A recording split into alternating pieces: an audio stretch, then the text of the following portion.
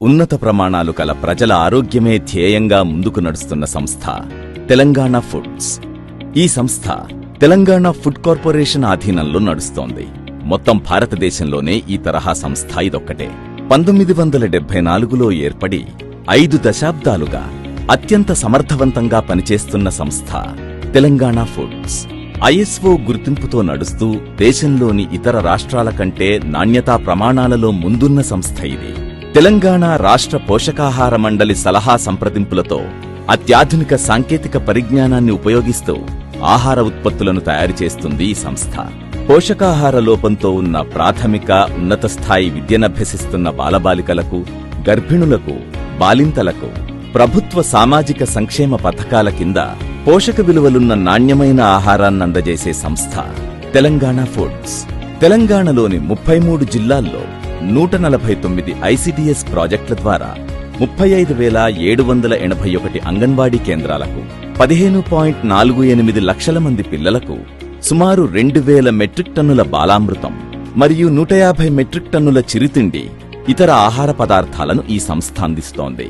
అలాగే ఆంధ్రప్రదేశ్లోని 26 జిల్లాల్లో 55,746 అంగన్వాడీ కేంద్రాల ద్వారా 16.12 లక్షల మంది పిల్లలకు 2,800 మెట్రిక్ టన్నుల బాలామృతాన్ని అందిస్తోంది.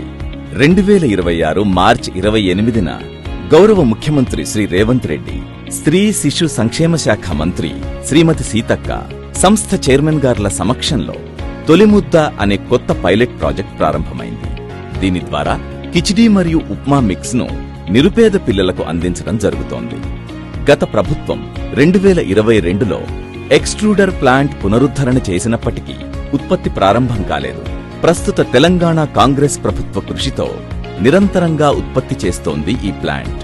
తెలంగాణ కాంగ్రెస్ ప్రభుత్వ చొరవతో 2026 సంవత్సరంలో కొత్తగా గెయిన్ ప్లాంట్ను కూడా ప్రారంభించాలని కృషి జరుగుతోంది.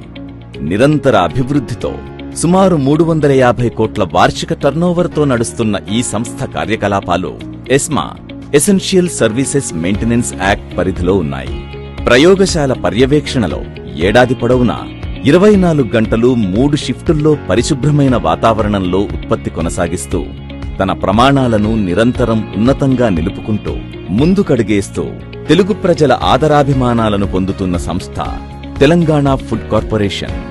ఈ సంస్థ ఉద్యోగుల సమస్యల పరిష్కారం కోసం ప్రస్తుత ప్రభుత్వం ఎన్నో చర్యలు తీసుకుంటోంది.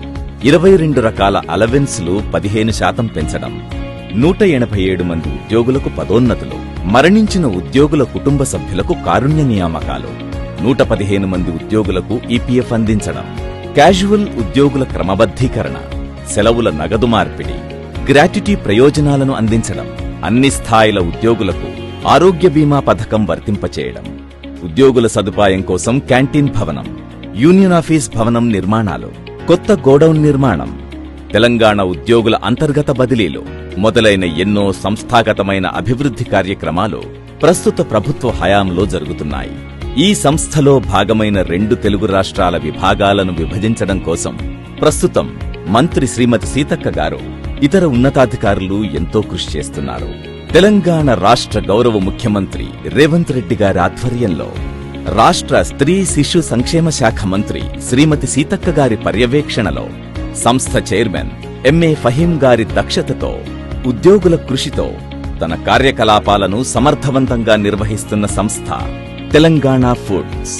ప్రజల ఆరోగ్యమే ప్రజాప్రభుత్వ ఆరోగ్యమనే ధ్యేయంతో దేశంలోనే దిగ్విజయంగా నడుస్తున్న అద్వితీయ సంస్థ తెలంగాణ ఫుడ్స్.